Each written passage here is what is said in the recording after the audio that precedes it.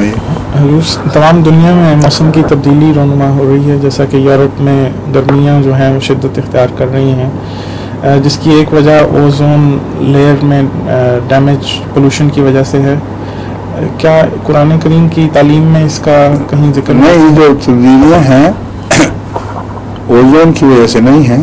یہ اوزون کی وجہ سے ریڈیشن اور وہ جو کاسمک ریز کا زمین تک پہنچنا اور زندگی پر بد اثر قائم کرنا یہ ہوتا ہے. یہ جو آپ کہہ رہے ہیں گرمی وغیرہ یہ چیزیں، یہ وہ گرین ہاؤس ایفیکٹ کہلاتا ہے.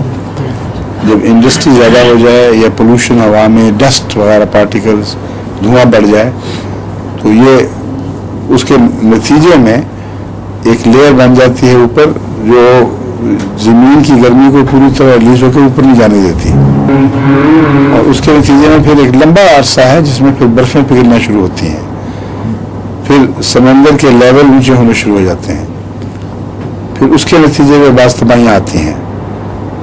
تو یہ ایک لمبا سلسلہ ہے. ہر مسئلے کے لیے ممکن ہے کہ اس کا ایک کنارہ پھر دیکھے اور دوسرا بھی دیکھ لے. ہم اس وقت درمیانی دور سے گزر رہے ہیں، لیکن یہ خطرہ یقیناً ہے کہ اگر 1 ڈگری بھی ورلڈ ٹیمپریچر اونچا ہو جائے 1 ڈگری تو اکثر جزائر جو ساؤتھ پیسیفک کے ہیں ڈوب جائیں گے اور زمین کا جیوگرافی بدلنا شروع ہو جائے گا، اور جو مانسونوں اور دوسرے بارشوں کے رخ ہیں ان میں بھی تبدیلی واقع ہوگی، اور بہت سے اثرات ظاہر ہوں گے جو انسانوں کے لیے خطرناک ثابت ہو سکتے ہیں. تو یہ پولوشن کا ایک دوسرا پہلو ہے، لانگ ٹرم ہے جو، اور یہ پولوشن ان کو پھر بچا نہیں سکے گی، چاہے افریقہ میں جب پھینک دیں چاہے ناروے میں ڈمپ کر دیں، وہ عالمی تبدیلیوں میں جب تبدیلیاں پیدا ہوں گی تو یہ ختم ہوں گے.